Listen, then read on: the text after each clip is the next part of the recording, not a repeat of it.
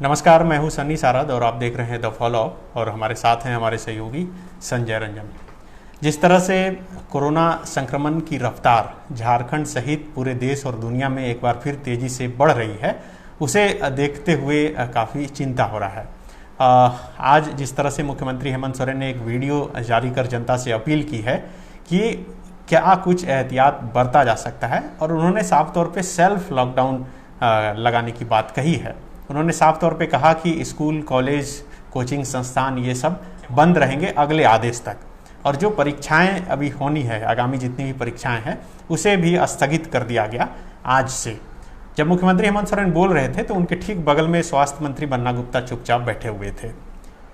किसी राज्य का स्वास्थ्य मंत्री इस तरह से चुपचाप बैठा रहना कई सवाल खड़ा करता है, और ये सवाल हम इसलिए उठा रहे हैं क्योंकि जिस तरह से कोरोना संक्रमण की रफ्तार तेज हुई है, उसके बाद से आप यदि गौर करें तो सोशल मीडिया से लेकर हमारे आपके जितने भी जानने और चाहने वाले लोग हैं या फिर रिश्तेदार हैं, हर किसी के फ़ोन पर हर एक घंटा सिर्फ यही फ़ोन आता होगा कि कहीं एक बेड दिला दीजिए।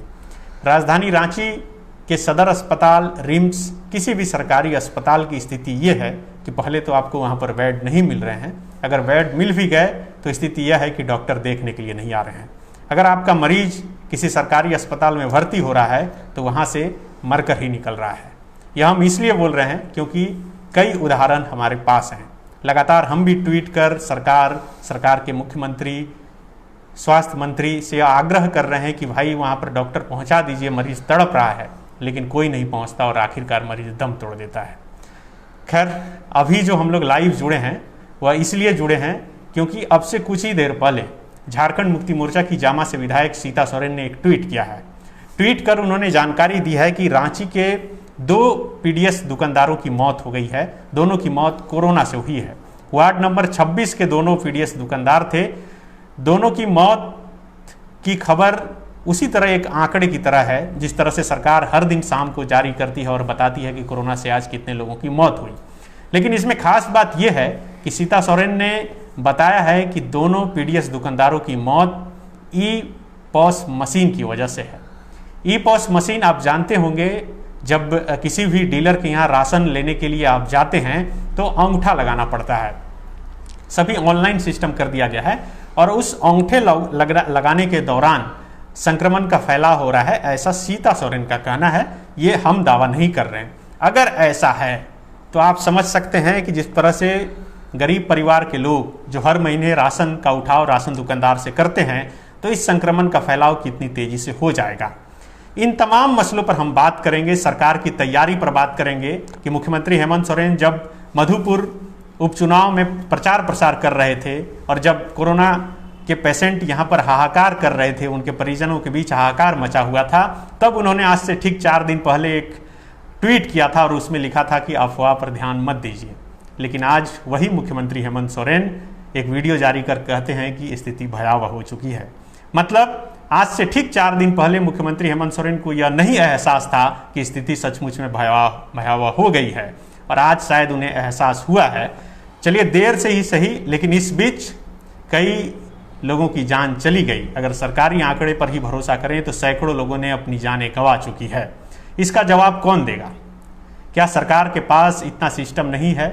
1 साल से जिस रोग से हम लोग लड़ रहे हैं, क्या सरकार के पास इतनी मशीनरी नहीं है कि उसको रोकने के लिए या फिर उससे निपटने के लिए कोई ऐसी व्यवस्था तैयार की जाए? पिछले साल जब कोरोना तेजी से बढ़ रहा था, तेजी रफ्तार से बढ़ रहा था, तो उस वक्त कहा गया कि कई तरह के स्वास्थ्य महकमे में काम किए जाएंगे। लेकिन क्या हुआ 1 साल में? इन तमाम मसलों पर बात करेंगे और हमारे साथ हमारे सहयोगी संजय रंजन हैं। संजय, जिस तरह से सीता सोरेन का अभी ट्वीट आया है और उन्होंने कहा है कि ई-पॉस मशीन से वार्ड नंबर 26 के जो दोनों पीडीएस दुकानदार हैं, दोनों का नाम भी उन्होंने ट्वीट में लिखा है। पहले क्या है ट्वीट में वो मैं शब्दतः आपको पढ़कर सुना देता हूं। उन्होंने साफ तौर पे मुख्यमंत्री हेमंत सोरेन को लिखा है कि मुख्यमंत्री जी, आज रांची शहर के 2 गरीब पीडीएस दुकानदार वार्ड 29 के विद्या प्रकाश एवं मोती चौधरी की कोरोना से मौत हो गई, जिसका ई-पॉस मशीन से संक्रमितों का अंगूठा लगाना कारण बना। जनहित में ई-पॉस मशीन से राशन वितरण तत्काल प्रभाव से बंद किया जाए। क्या ऐसा संभव है? अगर सीता सोरेन जैसी गंभीर विधायक ये सवाल खड़ा करती हैं तो क्या लगता है कि अगर ये सही है तो संक्रमण का फैलाव और कितना तेज हो जाएगा? नहीं, देखिए बिल्कुल, जब सीता सोरेन जो कि जेएमएम की विधायक हैं, सरकार की एक अंग हैं, और वह खुद इस तरीके का दावा कर रही हैं, हालांकि इसकी पुष्टि जो है जब जांच होगी इसको लेकर के तब स्पष्ट रूप से सारा कुछ पता चलेगा।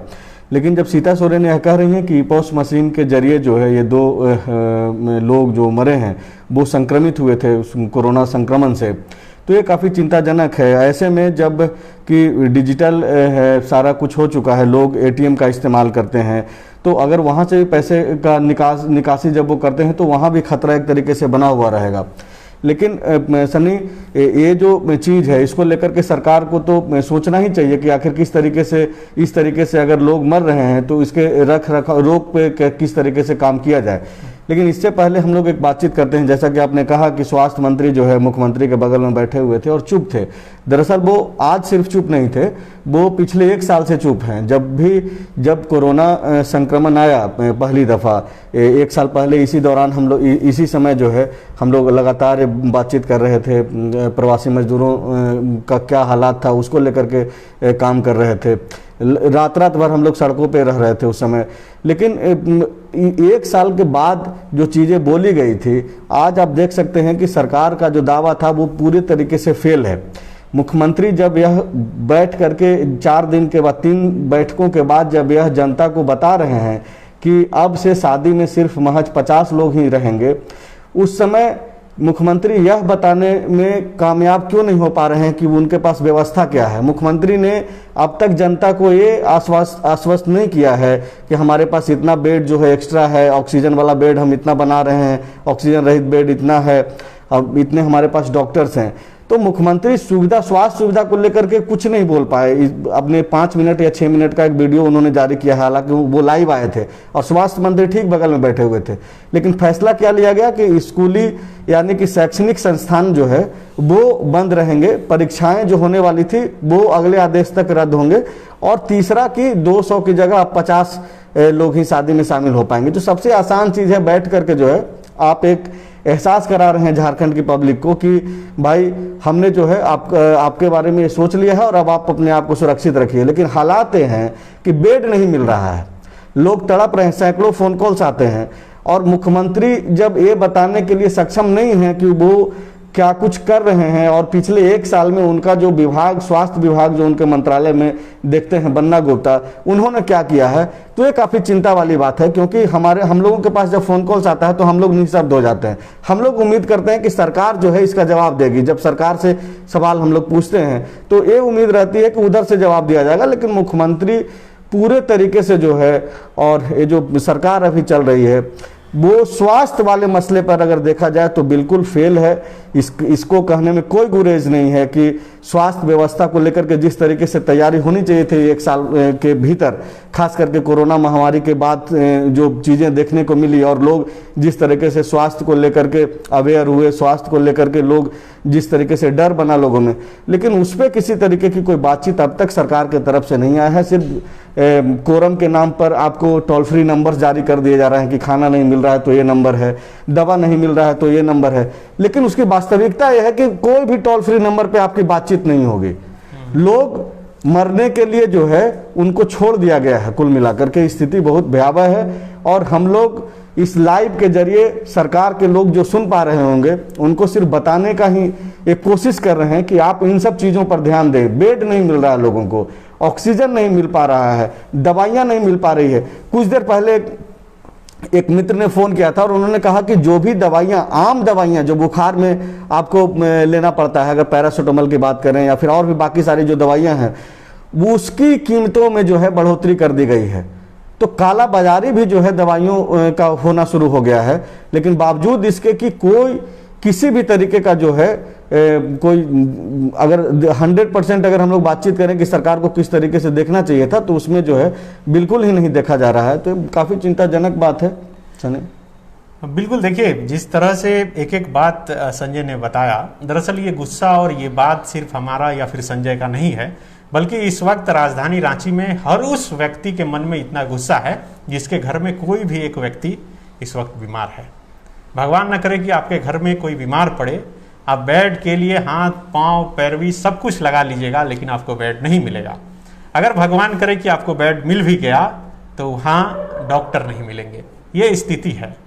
5 दिन लगातार बैठक करने के बाद मुख्यमंत्री हेमंत सोरेन जब कैमरे के सामने आते हैं तो मैट्रिक के परीक्षा में जो एक चुटका लेकर विद्यार्थी बैठता है वही लेकर बैठ जाते हैं और फिर बताते हैं कि उन्होंने क्या फैसला लिया। तमाम फैसले पहले ही लिए जा चुके थे, स्कूल पहले से ही बंद थे, कोचिंग संस्थान तमाम चीज़ें बंद हो चुकी थी।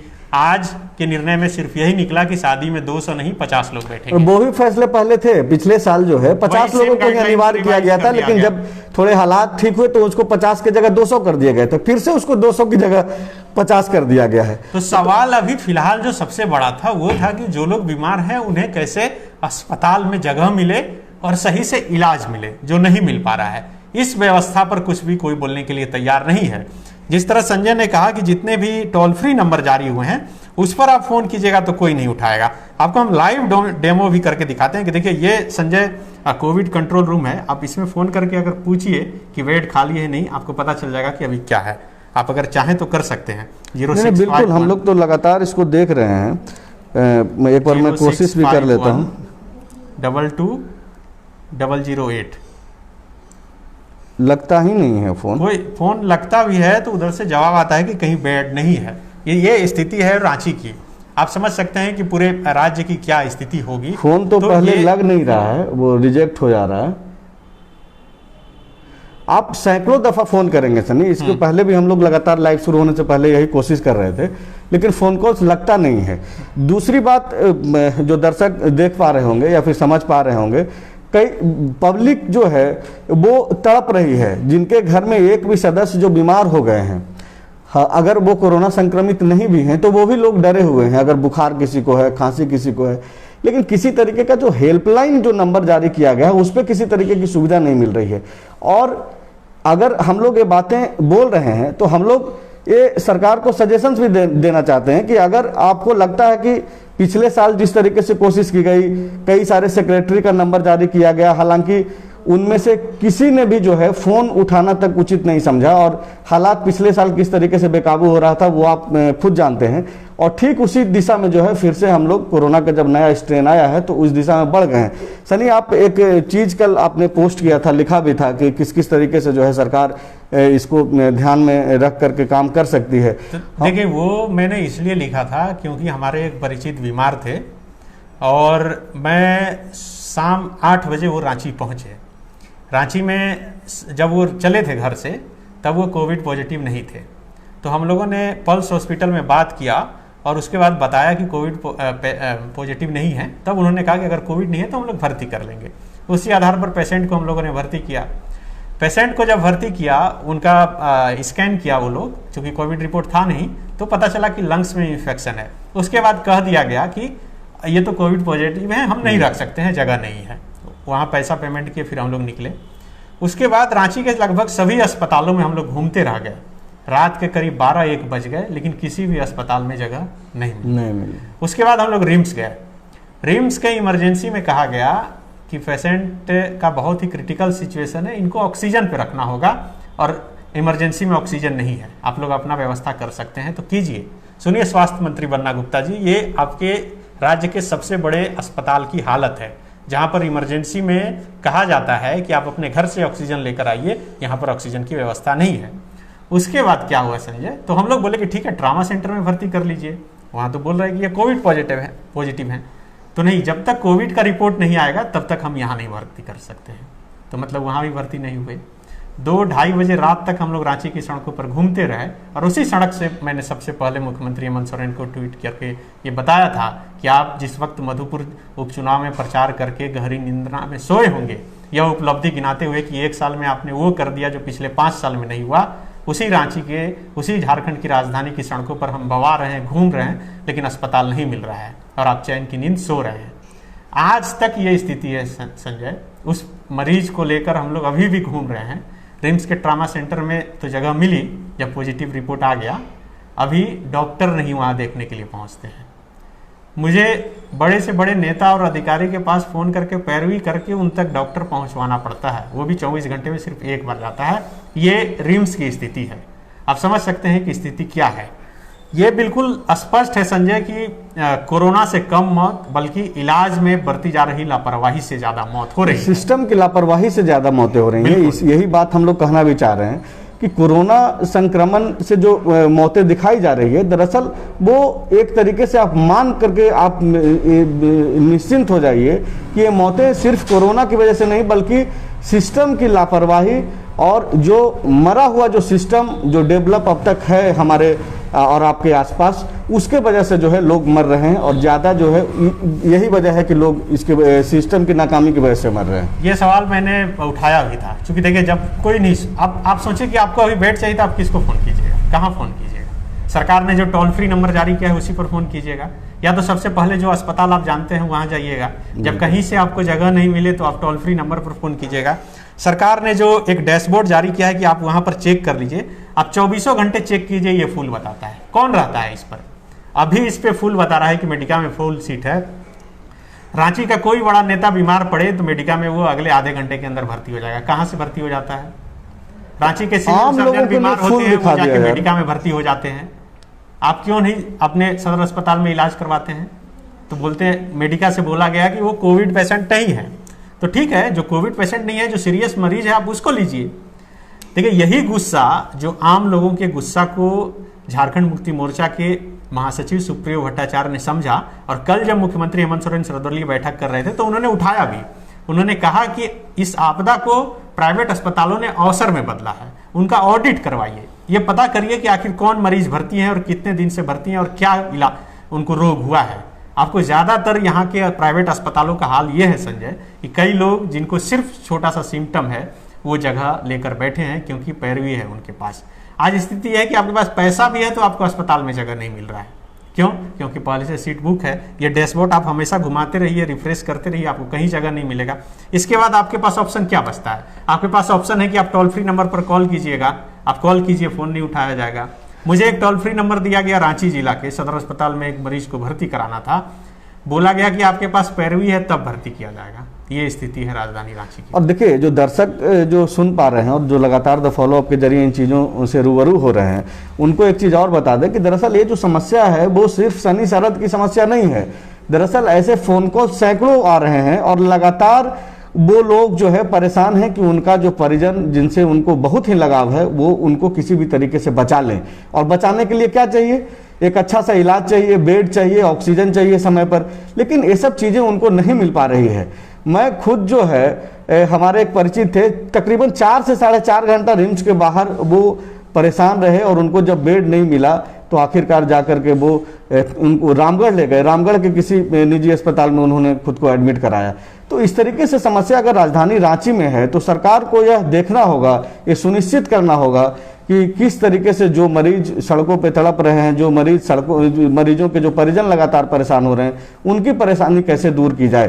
देखिए एक संजय बात ये भी है कि पिछले बार भी लगभग यही अव्यवस्था था, लेकिन जगह मिल जा रहा था बेड में, तभी कोई सवाल नहीं उठाया। हम लोगों ने भी सरकार पर एक बार भी सवाल नहीं उठाया कि चलो अचानक से एक आपदा विपदा आई है और कोई कंट्रोल नहीं है, किसी का भी कंट्रोल नहीं है। लेकिन 1 साल आप क्या किए? 1 साल सिर्फ आप 3 उपचुनाव लड़ने में लगा दिए। आप बोलते रह गए कि हम नौकरी देंगे, दिए?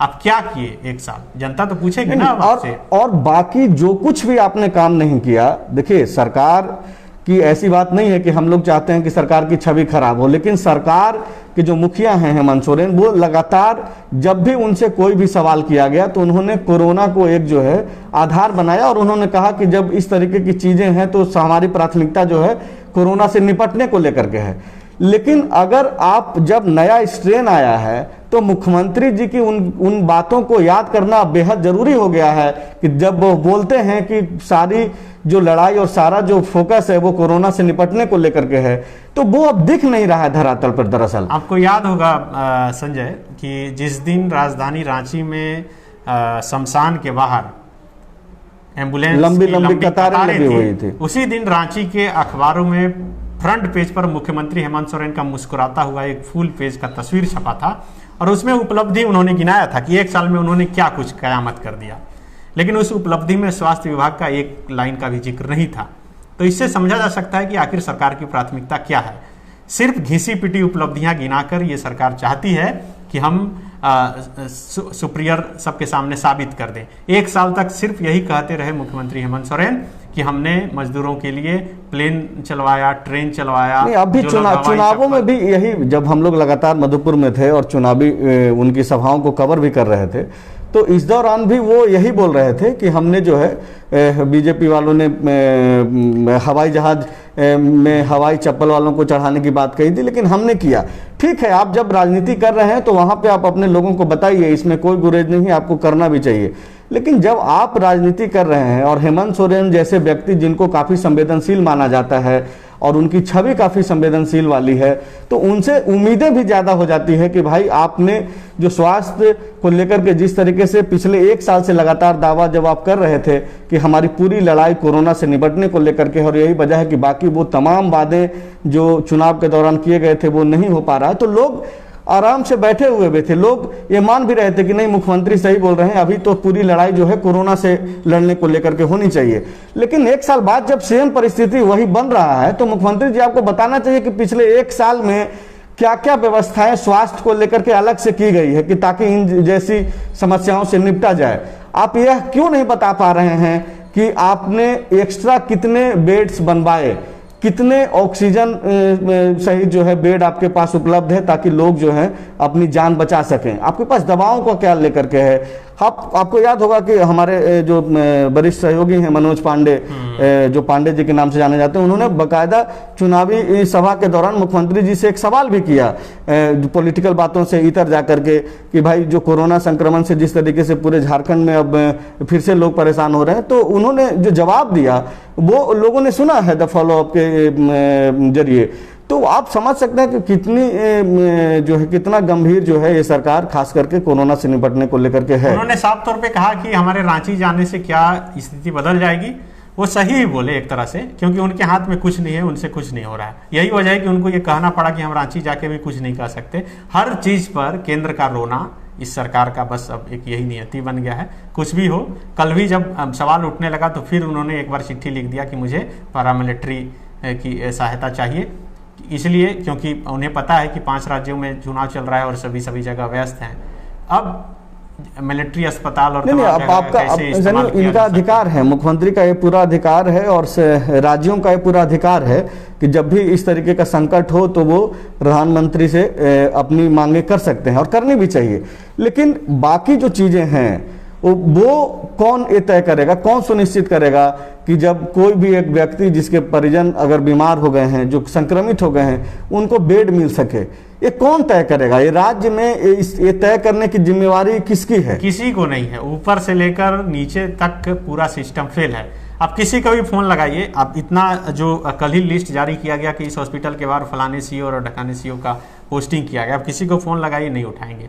डीसी को फोन लगाइए नहीं उठाएंगे, सिविल सर्जन को फोन लगाइए नहीं उठाएंगे, हेल्थ सेक्रेटरी को फोन लगाइए, हेल्थ मिनिस्टर को फोन लगाइए, उनके आसपास के रहने वाले पीए डीए को फोन लगाइए, कोई नहीं उठाता। फोन का जो मसला है, फोन नहीं उठाते हैं अधिकारी, और इसको लेकर के दीपिका पांडे ने बाकायदा एक चिट्ठी भी लिखी है लॉकडाउन की मांग को लेकर के, और विधानसभा में भी उन्होंने सवाल उठाया दीपिका पांडे ने, और रांची डीसी को लेकर के ही कंप्लेन किया कि भाई आपके जो रांची के डीसी हैं, मुख्यमंत्री की मौजूदगी में उन्होंने बात कही, और बाकायदा मुख्यमंत्री ने जवाब भी दिया था सदन के भीतर कि इस तरीके का जो चीज है यहाँ राज्य जो है अधिकारी नहीं चलाएंगे बल्कि जनप्रतिनिधि चलाएंगे। लेकिन स्थिति है कि जनप्रतिनिधि जब एक हेल्पलाइन के तहत जब नंबर्स जारी करते हैं अधिकारियों का, तो अधिकारी नंबर नहीं उठाते हैं। तो नंबर जो नहीं उठा रहे हैं उसका क्रॉस चेक कौन करेगा? इसीलिए हम मांग भी किए थे कि कम से कम जो टोल फ्री नंबर हो वो किसी एनजीओ पार्टी को दीजिए, किसी ऐसे जिम्मेदार व्यक्ति को दीजिए जो रिस्पॉन्स अच्छा दे, उठाने के बाद कम से कम उठाए और फिर रिस्पॉन्स दे। क्योंकि देखिए बहुत बार ऐसा होता है कि मरीज के परिजन जब फोन करते हैं और चारों तरफ से निराशा हाथ लगती है तो उसमें भी बहुत नुकसान होता है, और फिलहाल वही स्थिति बन गई है। इतना पैनिक माहौल हो गया है। और दूसरा है कि कहीं भी जाइए तो कहीं बेड नहीं, आपको कुछ भी अगर महसूस होता है तो पता चलता है कि और ज़्यादा सीरियस हो जाता है मामला। तो हो सकता है कि इसलिए भी मुख्यमंत्री हेमंत सोरेन कह रहे हो कि अफवाह पर ध्यान नहीं दे, लेकिन आज उन्हें एहसास हो रहा है कि स्थिति भयावह हो गई है और इसलिए उन्हें बताने में नहीं बन रहा है कि आखिर उनके पास व्यवस्था क्या है।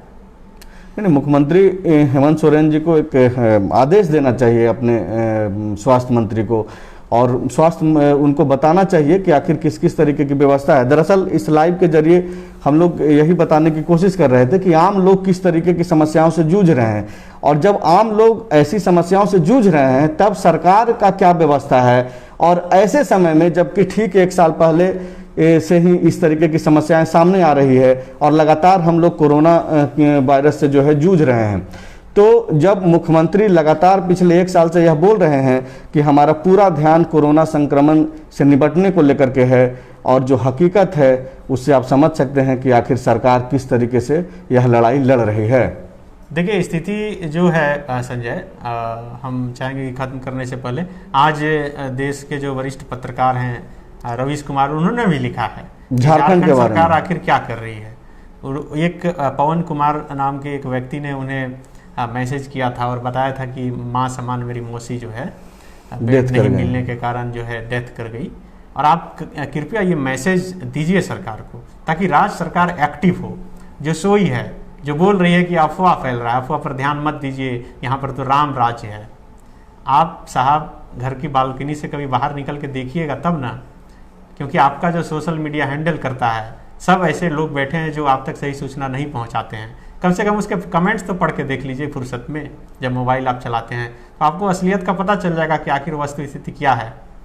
बिल्कुल, एक बात जो आपने कही सनी, वो सीएम को जब भी फुर्सत मिले, हालांकि जो समस्या है जिस तरीके से स्टेट को गुजरना पड़ रहा है, वैसे में मुख्यमंत्री के पास ये सच बात है कि समय नहीं होगा, लेकिन जब भी अगर 10 मिनट के लिए समय मिलता है तो जिस सोशल मीडिया के जरिए हेमंत सोरेन के पक्ष में एक माहौल बनाया गया, उसी सोशल मीडिया पे जो कमेंट्स आ रहा है, मुख्यमंत्री का जो वीडियो आ रहा है उन्हीं के पेज पे, उसी पे जो कमेंट्स आ रहा है, मुख्यमंत्री को उसको पढ़ना चाहिए, तब जाकर के उनको समझ में आएगा कि आखिर राज्य जो है किस तरीके से सोच रहा है और जो व्यवस्था है वो किस तरीके से है। स्थिति संजय ये है कि अभी जो रेमडेसिविर दवा है और बेड के लिए रांची के मैंने देखा कि कई बड़े नेता और बड़े पत्रकार, श्रीनिवासन जो इंडियन यूथ कांग्रेस के नेशनल प्रेसिडेंट हैं, उनको ट्वीट कर गुहार लगा रहे हैं।